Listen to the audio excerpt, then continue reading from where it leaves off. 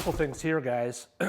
If you don't have, you need to find yourself one of these miter stands because they're a great help. You can see how it supports the material when I have it hanging out to the right or to the left, and very helpful. That allows me to pay attention to measuring this 81 1/4 on the short length of the miter, pull my tape out, and I give myself a mark, okay? And then I give myself a reminder line of how my miter goes. So I'm not cutting left-hand casings when I want to be cutting right-hand casings. So in this application, I'm using Baird Brothers fine hardwood product B112. And what I'm going to do, I've marked it out at 81 1/4 inches on the short side of my 45-degree miter. And having done that, this is a slide compound, a regular, what we used to call a chop saw miter that just had this movement will work too. Having marked it like this, with my reminder line of how I want my angle to go, it allows me to work to my cut line. So I get a couple chances at it and not cutting it too short on the first pass. You got to unlock your saw, put your safety glasses on.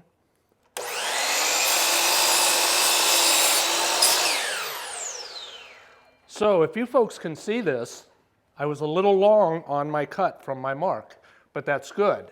Now I can dial in on that mark and not be too short on the first cut.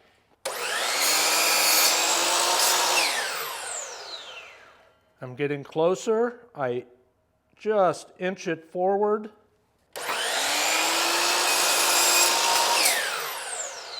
And now you can see I'm right at that mark. So folks, in measuring this piece of casing for across our door head, use the tools you have in front of you. I've made one 45 cut, my left-hand 45 cut.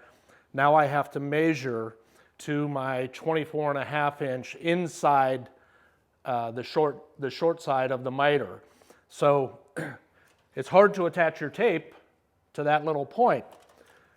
Lay it past there, put it on 1 inch, and instead of 24 1/2, now I'll make a mark at 25 1/2, and again, my reminder line of which way my angle goes.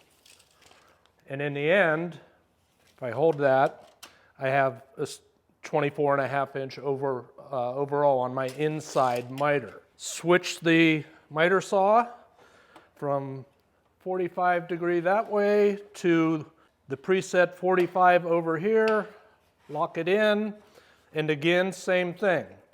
We're going to cut a little long, and then we'll dial it in.